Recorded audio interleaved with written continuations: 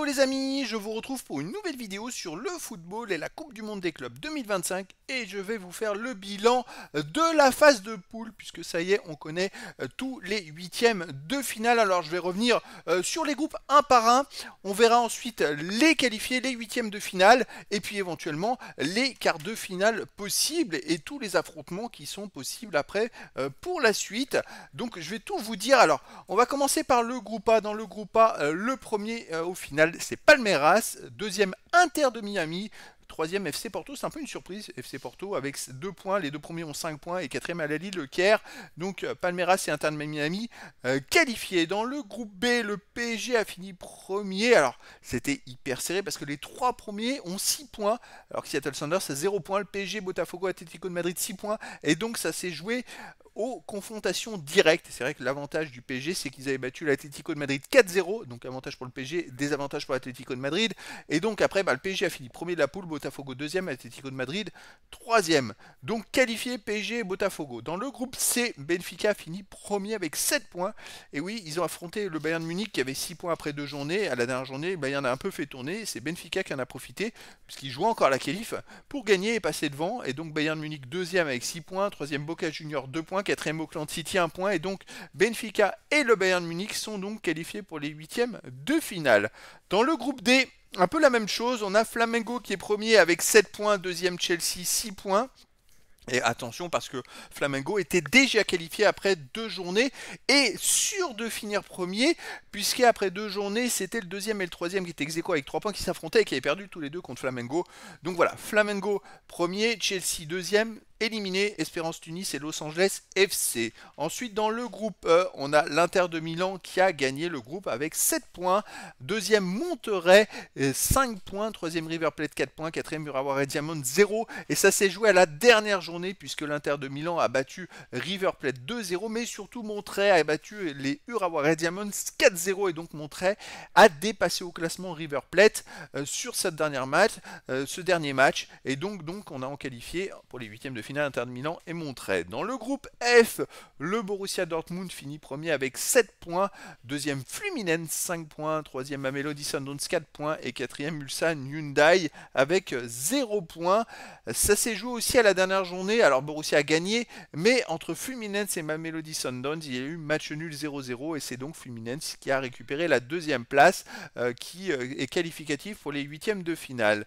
Dans le groupe G, en tête premier Manchester City 9 points, c'est la seule équipe de tous les groupes à avoir gagné ces 3 matchs, c'est quand même important. Deuxième Juventus Turin avec 6 points, troisième Al Ain et 3 points, quatrième Casablanca 0, et donc qualifié Manchester City et Juventus Turin. Manchester City premier qui a battu justement la Juventus Turin dans le match au sommet de la troisième journée 5-2. Donc Manchester City s'affiche comme l'un des prétendants pour la victoire finale. Et dans le groupe H, c'est le Real Madrid qui finit premier avec 7 points devant Al Hilal. C'est une surprise, oui ou non? 5 points, troisième Strasbourg 4 points, quatrième Pachuca 0. Et donc à la dernière journée, Al Hilal a battu Pachuca 2-0 tandis que le Real battait Salzbourg. Et c'est ce qui a permis à Al Hilal de dépasser Salzbourg au classement. Donc voilà, Al Hilal finit deuxième. C'est pas trop une surprise parce qu'on se rappelle qu'à la première journée, le Real Madrid et Al Hilal ont fait un partout. Al Hilal a accroché le Real, donc c'est pas rien. Alors les huitièmes de finale, les amis, c'est là que ça va devenir intéressant. On va aller voir les matchs. On aura des matchs qui auront lieu du samedi 28 juin au mercredi 2 juillet. Vous avez les horaires. Palmeiras contre Botafogo, premier du groupe A contre deuxième du groupe B. Benfica contre Chelsea, premier du groupe C contre deuxième du groupe D.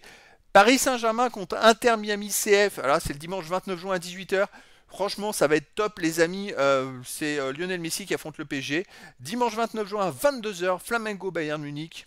Ensuite, lundi 30 juin à 21h, Inter de Milan Fluminense. Mardi 1er juillet à 3h du matin, heure française, Manchester City Al Hilal.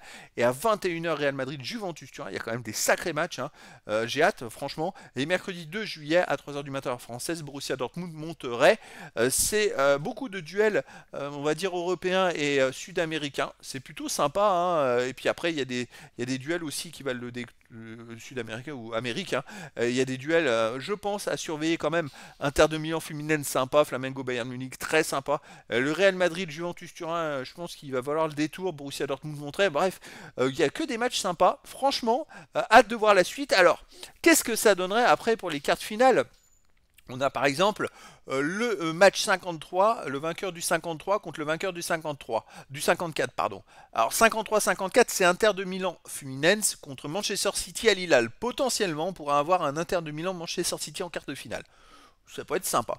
Ensuite, l'autre quart de finale, 49 contre 50. 49, c'est le vainqueur de Palmeiras Botafogo contre Benfica Chelsea. Donc on pourra avoir très bien un Palmeiras Chelsea ou Botafogo Chelsea ou Botafogo Benfica. Ouais, ça peut être sympa aussi, vraiment sympa. Après, 51 contre 52, le PSG et Inter de Miami contre Flamengo ou Bayern Munich. Et bah ouais les amis, en quart de finale, on peut se retrouver avec un PSG Bayern de Munich. C'est ce que je suppose. Ça va être quand même chaud patate. Le PSG Bayern Munich, si c'est en quart, ça peut être énorme.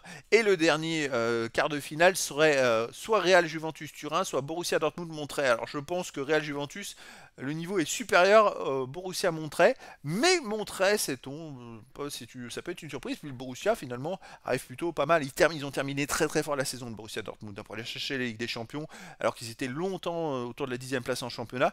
Donc c'est pareil, mais ça peut faire très bien un Real Borussia, Real Montreuil ou Juventus Borussia et Juventus Montreuil. Donc voilà, des quarts de finale qui vont être très très très sympas. Déjà les huitièmes de finale sont sympas. Alors les quarts à venir, puis c'est une compétition où il y a 7 matchs à jouer, 7 matchs à gagner.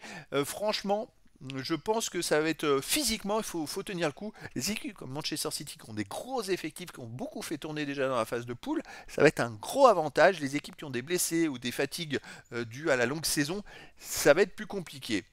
Allez, maintenant on va s'attarder au classement des buteurs, hein. C'est le classement des buteurs après les 3 matchs de phase de poule. On a par exemple en première position, il y a 5 joueurs qui ont marqué 3 buts. Abou Ali de Al Ahly, le cas, je crois qu'il en a marqué 3 dans le même match d'ailleurs. Musiala du Bayern Munich, mais c'est en 2 matchs, parce que le Bayern a fait tourner pour le troisième match. Olise, le français du Bayern Munich, est à 3 buts. Di Maria de Benfica est à 3 buts. Je crois que c'est 3 pénaltys et 3 fois dans les arrêts de jeu de match. Yildiz de la Juventus Turin, 3 buts. Et après, il y a beaucoup de joueurs à 2 buts. Alors, on peut dire que sur cette dernière journée, il y a eu beaucoup de buts, beaucoup de gros scores. C'est ça qui est sympa. C'est vrai que les 2 premières journées, il y a eu des plus petits scores, on va dire. La troisième journée, ça s'est un peu déchaîné, hein, franchement. Et donc, il y a plein de joueurs à 2 buts. Barrios de l'Atlético de Madrid, Coman et Müller du Bayern Munich. Vous voyez, Coman a joué que 2 matchs. Ils ont fait tourner Barreiro de Benfica. Merantiel de Boca Junior, Igor Jesus de Botafogo, Pedro Neto de Chelsea, Aguioa du FC Porto, Yann de Flamengo, Lautaro Martinez de l'Inter de Milan, Conceição Colomuani et Vlahovic de la Juve, et Conceição Colomuani, ils ont joué que 2 matchs. Et les équipes qui étaient qualifiées après 2 matchs ont fait tourner ça. Dans une compétition comme ça peut être un avantage sur le long terme. Donc voilà les amis, bah écoutez, c'était la présentation, on va dire, des huitièmes de finale avec le bilan de la phase de poule. Et c'est vrai, comme je vous l'ai dit, ça s'est terminé avec des gros scores, hein, parce qu'il y a quand même eu pas mal de buts. Ça fait plaisir, il y a beaucoup de spectacles dans cette compétition et c'est pas fini parce que les huitièmes de finale qui arrivent, ça s'annonce passionnant. Voilà les amis, et bah écoutez, je vous dis à très bientôt pour une nouvelle vidéo.